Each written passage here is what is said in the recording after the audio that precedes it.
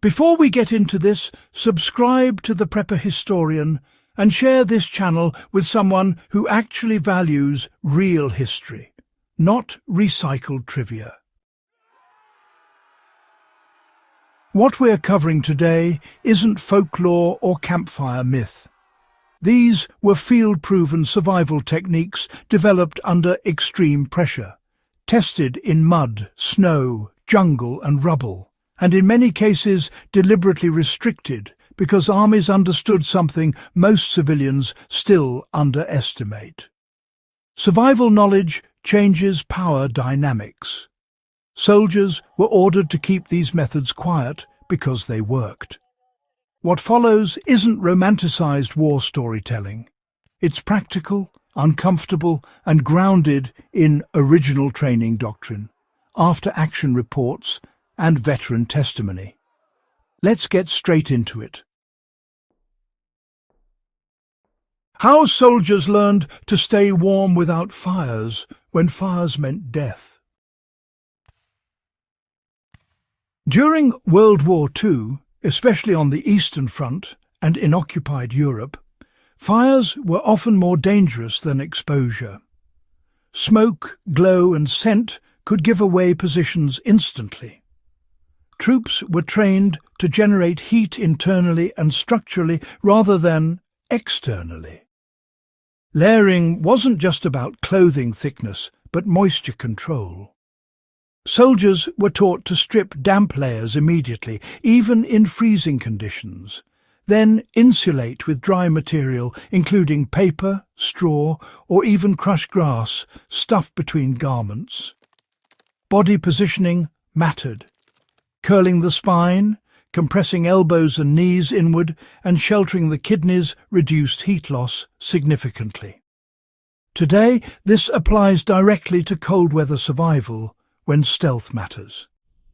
If you're stuck in winter conditions without the option of a visible fire, managing moisture and posture will keep you alive far longer than most modern gear alone. You know, when food was scarce, folks had to get creative, not just with what they ate, but with how they thought about hunger itself. Psychological hunger suppression became a real tool. People stretched their rations by convincing their minds they'd eaten more than they actually had. It was, honestly, as much a mental game as a physical one. During the Second World War, survival training actually recognized hunger as much a mental threat as a physical one.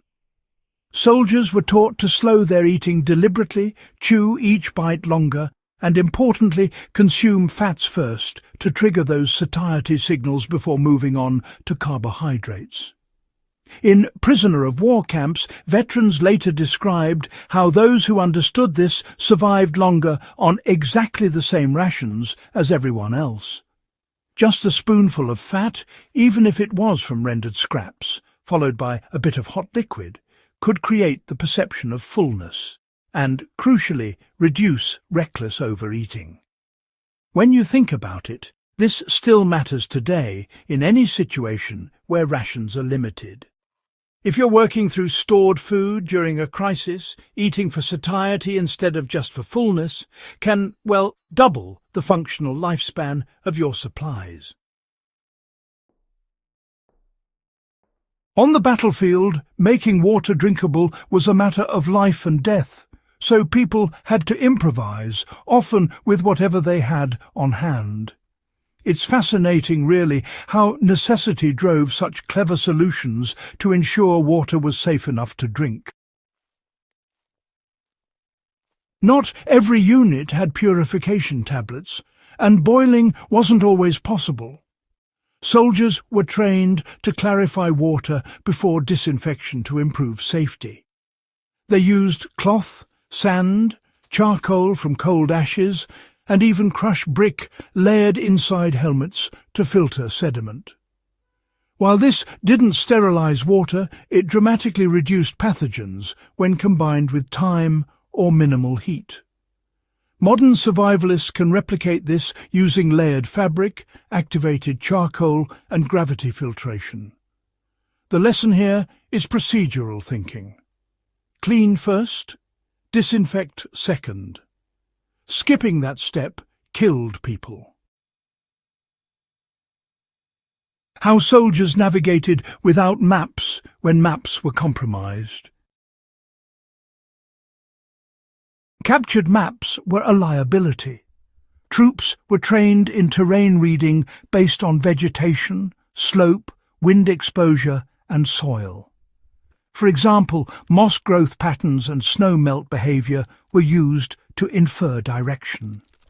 Soldiers memorized pace counts and time-distance relationships so they could estimate travel without instruments. Today, GPS dependence has erased this skill.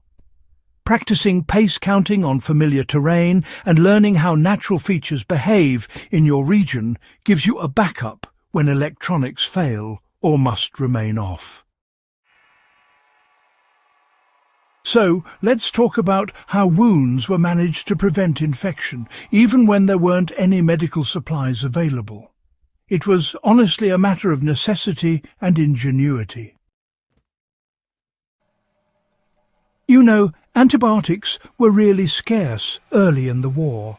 Soldiers were trained to aggressively clean wounds using water, pressure and exposure rather than sealing them up too soon.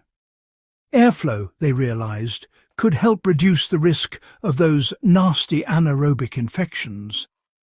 In jungle theatres, troops were actually taught to keep wounds open and dry, even when it stung like mad, instead of bandaging them tightly. These days, modern first aid often tells us to cover wounds quickly, but in tough conditions, cleanliness and drainage still matter more than comfort. Honestly, knowing when not to close a wound can make the difference between saving a limb or a life. How, you might wonder, did soldiers avoid mental collapse under prolonged stress? One of the least discussed, but honestly most closely guarded lessons involved mental compartmentalization. Soldiers were taught quite deliberately to reduce the future into manageable segments, sometimes as small as the next hour. This wasn't just motivational talk, not at all. It was survival psychology. Men who focused on surviving the day, or even the watch, endured far longer than those thinking in terms of weeks or months. Applied today, this technique is absolutely invaluable during extended emergencies. Break time down, solve the immediate problem. Then move on to the next. These techniques weren't hidden because they were unethical, no. They were restricted because they worked without infrastructure, technology, or supply chains. That made them dangerous in the wrong hands and, well, empowering in the right ones.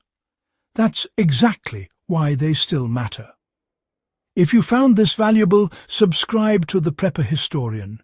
Share this with someone who takes history seriously and keep these lessons alive. Knowledge only survives if it's passed on.